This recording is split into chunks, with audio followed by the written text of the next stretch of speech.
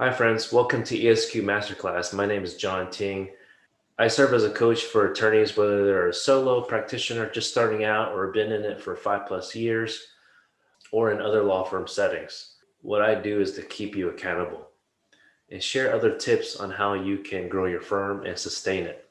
Today's episode, I'm sharing how we can continue with internal controls and how we use 17 Hats as our case management system, specifically using templated emails.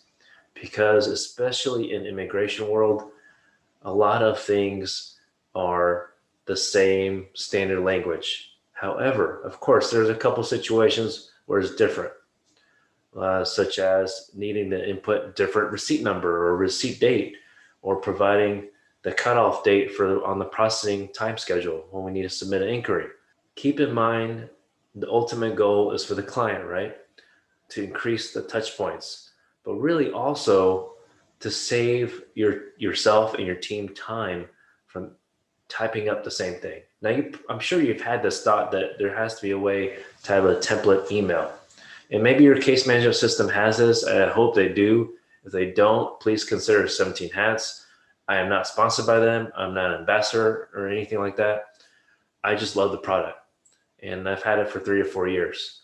They also have templates for questionnaires, which we use. We used to use it for immigration questions, but now we use DocketWise, which is a lot better for the forms themselves. But 17 Hats has saved us a lot of stress and headache.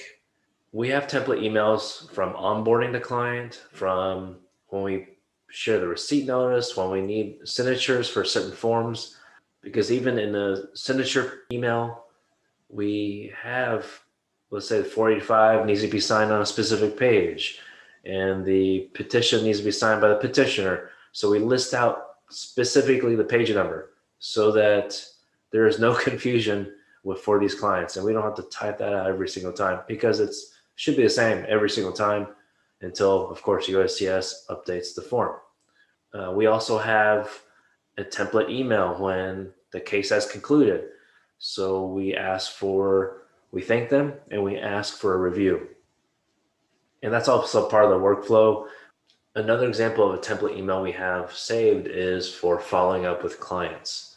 Now we discussed this and as a workflow in a separate video, but in relation to the template email, it turns out for us, it's long. For example, it talks about this is the receipt date, this is when we filed it, this is the cutoff date for on the processing time schedule, and this is what we can do about it. And oh, by the way, if you change your address, let us know. And because, like say for a 751 case, it takes a long time, at least 18 months. So we've already had some clients, and I'm sure you've had some clients that move address and they kind of forget to tell you for some reason.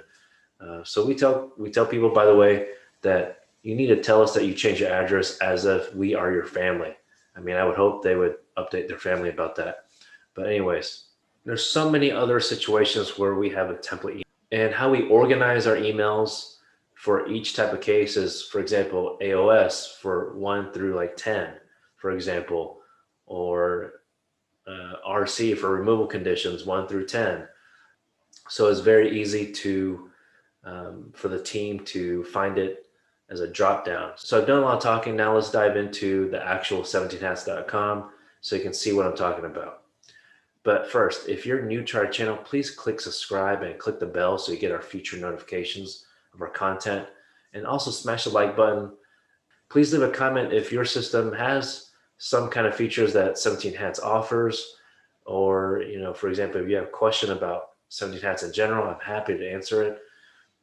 I just want to make sure that your life is easier as a lawyer with your own business. Because remember, you're not just doing the legal work, you're operating a business and managing a team.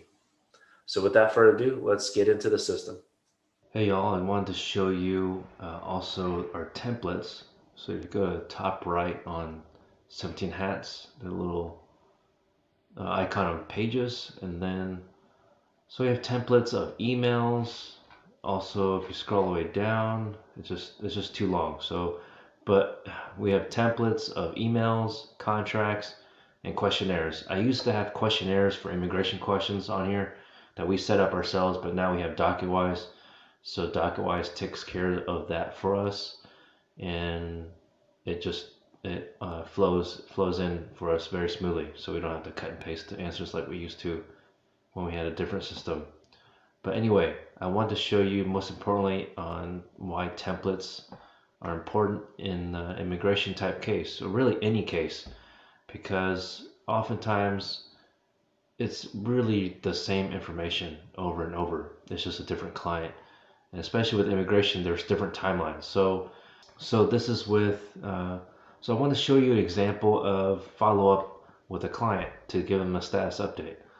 So for example, I have case follow up, AOS, inquiry options past 6 months. So I have different follow up emails depending on the type of application, such as a work permit. So I click on this. Okay, so here you'll see the name on top is your internal, what you title it, so the client won't see it.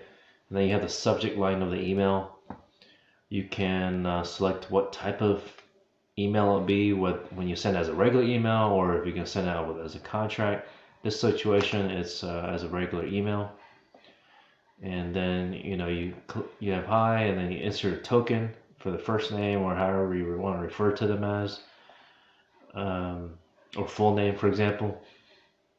Then we go into the actual email of the body. So to follow up, we want to let them know when we sent the case, so the receipt date, and what the case processing schedule shows on the USCIS website. And so we also let them know what we can do about that if we need more information. Obviously, there's nothing much we can do unless it's past the inquiry cutoff date. And but we need to let them know. That's the purpose of this email, because clients are just going about their day-to-day life, and they hired us to let them know what's going on. And so they might forget from time to time what we can do for them. So just having the standard answer, it really should not change from client to client. The only thing that would change is the receipt date and the cutoff date, right? You just have to keep it updated. And here we also let them know if they move, they need to let you know as if we're their family. And that will continue letting them know about the case if there's any traction on it. So let your client know that you're going to be there for them, okay? And have a template. Whatever system you use, have templates for emails at the minimum, because imagine how much time it will save you. It's saved my team hours upon hours. So I hope this helps you. I really recommend 17 Hats. If you don't have any other system that has templates, I'm happy to guide you as you go along and make your decision. If you have any questions, send me an email, direct message me. Friends, thank you so much for listening all the way to the end. Again, if you have any questions, please type that down below. And until next time, please continue wearing your mask. Have a good day.